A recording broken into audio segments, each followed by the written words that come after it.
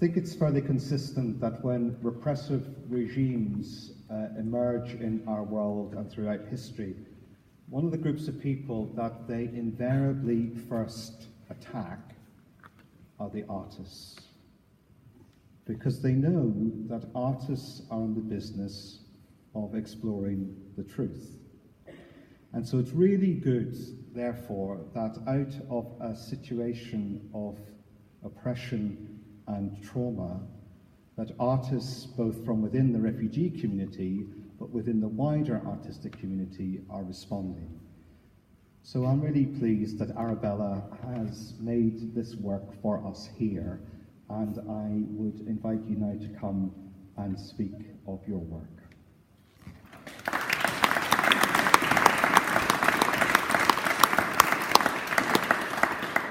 Good evening, everyone. It's a great honour to be here in this beautiful cathedral and to be here on World Refugee Day. What more authentic witness could there be to the suffering of a refugee than these clothes above your head? If they could talk, what would be the stories that they would say? What would they tell us about where they've come from?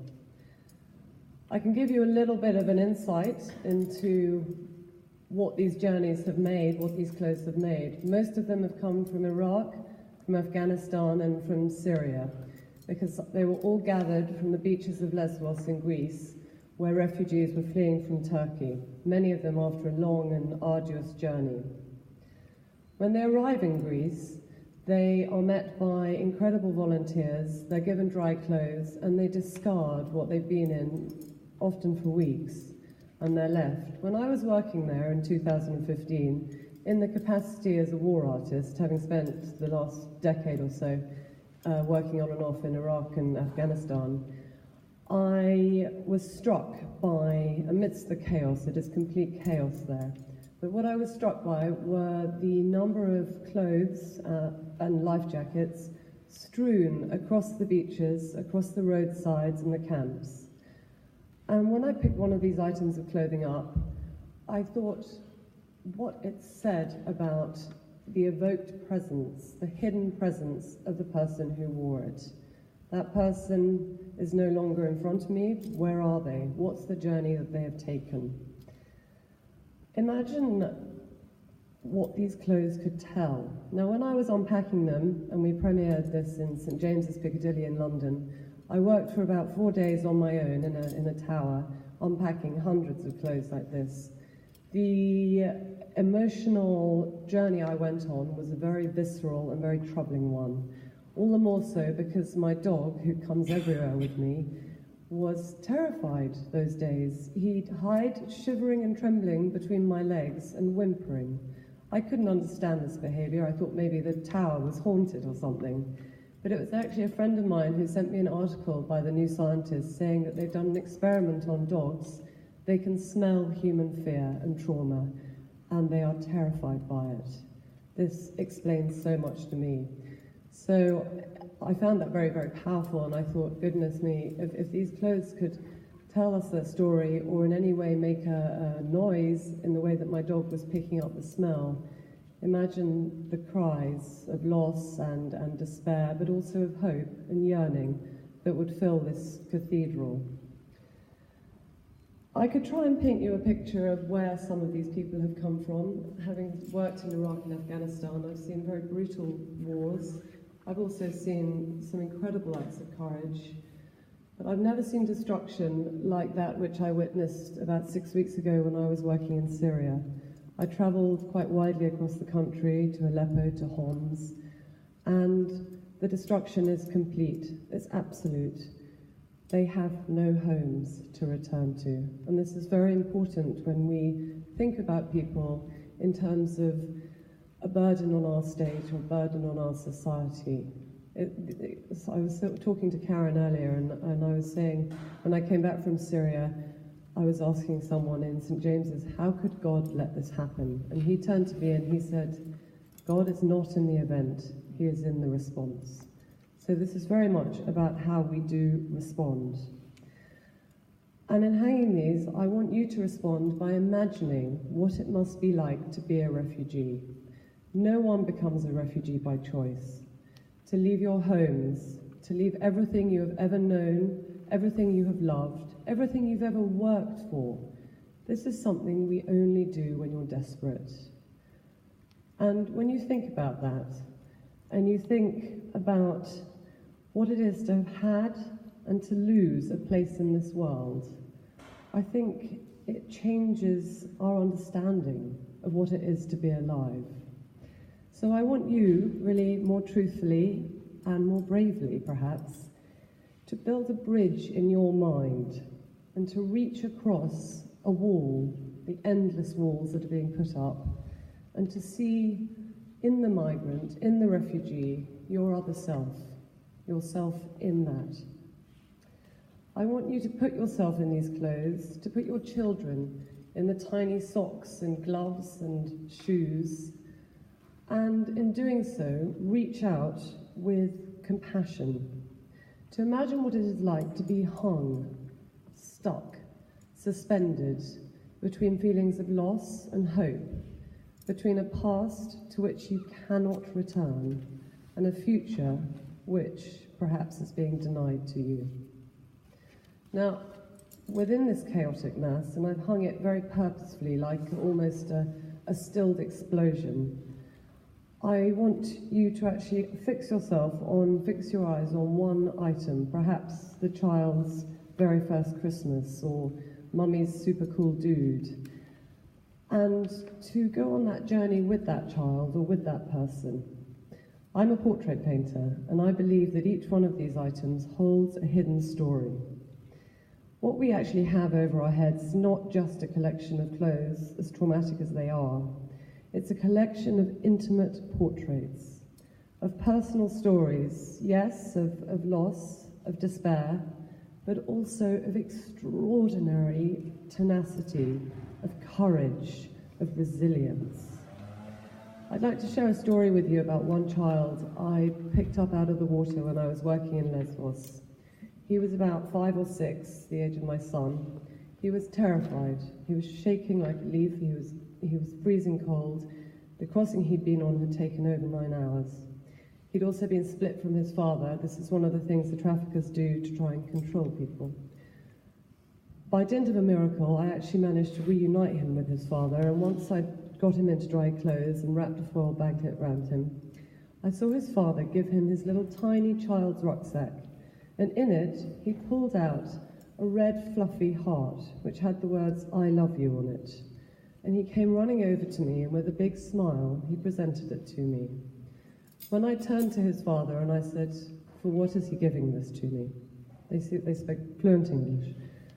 He said, "My son has carried this with him from his bedroom in Aleppo ever since our house was bombed, to give it to the first person in Europe as a thank you for welcoming us." Can you imagine what I felt as I turned away in impotent shame? For what was he thanking me? The words "welcome" just echoed in my head. But this installation is about being deserved of that thanks. It's a cry, really a cry like I felt during that moment on the beaches of Lesbos, or during moments when I was standing downtown Aleppo, surrounded by the ruined oldest cities in the world, really. Now I know that art cannot change the world, but what I want it to do is to maybe crack you open just a little bit so that you hear that cry, you feel that cry. And of course, opening on World Refugee Day, this is also a plea that this suffering cannot go on. This is a call to resistance against the horrors of war and against the individuals and institutions who seek to dehumanize our fellow human beings. But it's also about hope. It's about courage. You'll see that the installation is lit centrally on an orb that actually changes in density. As it brightens, it represents the light of hope by which a refugee travels. Also, more crucially perhaps, it represents the light within ourselves that will validate that hope. As it dims, and then when it gets dark, this is very powerful, It serves to remind us of the darkness that we leave our fellow human beings in, should we ignore their plight. What I'm really asking of you, I guess, is compassion. And compassion is hard because it's asking you to go to a place where others are broken and vulnerable and perhaps lost.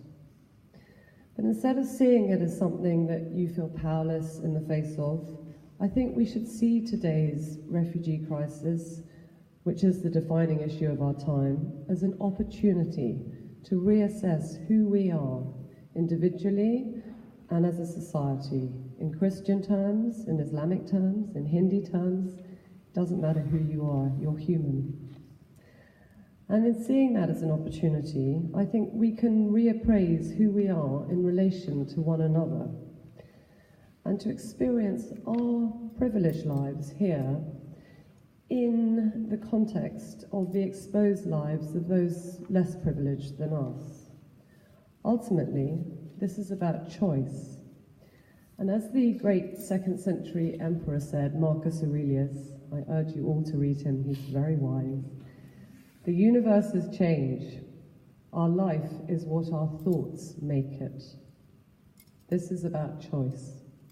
And I'd love to share, if I may, a wonderful poem which I think sums it up. It's called Refugees. They have no need of our help, so do not tell me these haggard faces could belong to you or me, should life have dealt a different hand. We need to see them for who they really are. Chancers and scroungers, layabouts and loungers with bombs up their sleeves, cutthroats and thieves. They are not welcome here. We should make them go back to where they came from. They cannot share our food, share our homes, share our countries. Instead, let us build a wall to keep them out. Trump would agree with this. It is not okay to say these are people just like us. A place should only belong to those who are born there. Do not be so stupid to think that the world can be looked at another way. Now, if you read that from the bottom to the top, the world can be looked at another way. Do not be so stupid as to think a place should only belong to those who are born there. These are people just like us. It is not okay to say build a wall to keep them out. Instead, let us share our countries, share our homes, share our food. They cannot go back to where they came from. We should make them welcome here. They are not cutthroats and thieves with bombs up their sleeves, layabouts and loungers or chancers and scroungers. We need to see them for who they really are. Should life have dealt a different hand, these haggard faces could belong to you or me. So do not tell me they have no need of our help. That's the compassion for you, I think. Perhaps in going there, in reaching into yourself and into the possibility of compassion, standing in this cathedral, in the presence of these clothes, we really truly might see something of our own shared humanity reflected back at us.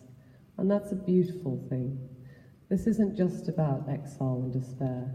It is about the joy of shared humanity.